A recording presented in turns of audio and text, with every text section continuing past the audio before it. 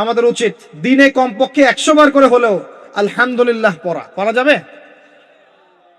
যে কোনো অবস্থাতে আলহামদুলিল্লাহ আলহামদুলিল্লাহ। ভাই কেমন আছেন? আলহামদুলিল্লাহ। ভাই পরিবার কেমন আছে? আলহামদুলিল্লাহ।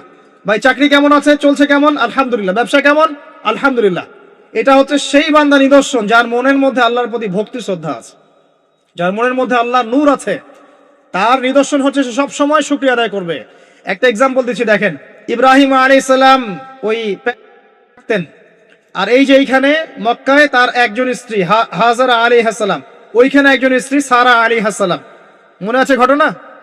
আচ্ছা, তিনি আসলেন বাসায়, দরজায় নক করছেন যে বাসায় কে আছে?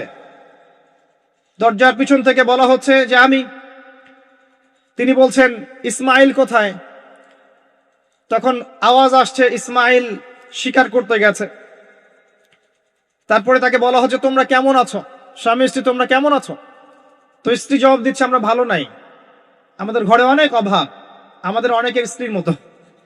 আছে না এরকম? সারা জীবন করে যাবেন, একটা কথাই শুনবেন শেষ বয়সে গিয়ে, জীবনে কিছুই পাইলাম না তোমার কাছে। নিজের মাথার ঘাম পায়ে ফেলে করতেই থাকবেন করতেই থাকবেন করতেই থাকবেন করতেই থাকবেন, কিন্তু আপনি শুনতেই থাকবেন কিছুই করলাম না, কিছুই পাইলাম না, কিছুই পাইলাম না।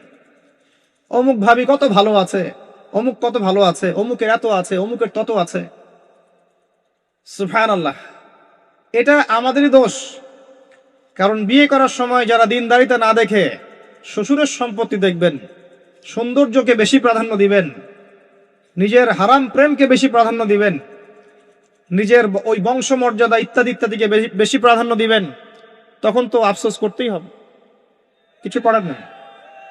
এই জন্যই তো নবী সাল্লাল্লাহু আলাইহি ওয়াসাল্লাম বলেছেন যে দিনদার স্ত্রীদেরকে দেখে বিয়ে করো, যার মধ্যে দিনের বুঝ আছে, জ্ঞান আছে, একে দেখে বিয়ে করো। তবে এখানেও একটা বিষয় আপনাকে সতর্ক করতে চাই যে প্রত্যেকটা বোরখার পিছনেই সঠিক দিনদারিতা থাকে না। অতএব এটা দেখেও ধোঁকা খাওয়ার কিছু নাই। দিনদারিতা আল্লাহর সাথে বান্দার মনের ব্যাপার। দিনের বেসিক কিছু প্রশ্নের মাধ্যমে আপনি তার উত্তর পেতে পারেন, দিনের বেসিক কিছু বুঝ আচরণ দেখে আপনি তার উত্তর পেতে পারেন, তার তাকওয়া দেখে আপনি উত্তর পেতে পারেন। একজন আমিরুল মুমিনিন খলিফা, তিনি রাত্রেবেলা জনগণের অভাব অনটন দেখেন।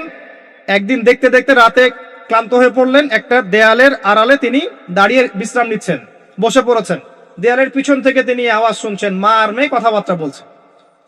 মা বলছে দুধে পানি মিশাও, আর মেয়ে বলছে যে ইত্তাকিল্লাহ, হে মা আল্লাহকে ভয় করো। তার মা বলছে এখানে তো ওমর নাই, ওমরের প্রশাসন নাই, ভয়ের কি আছে?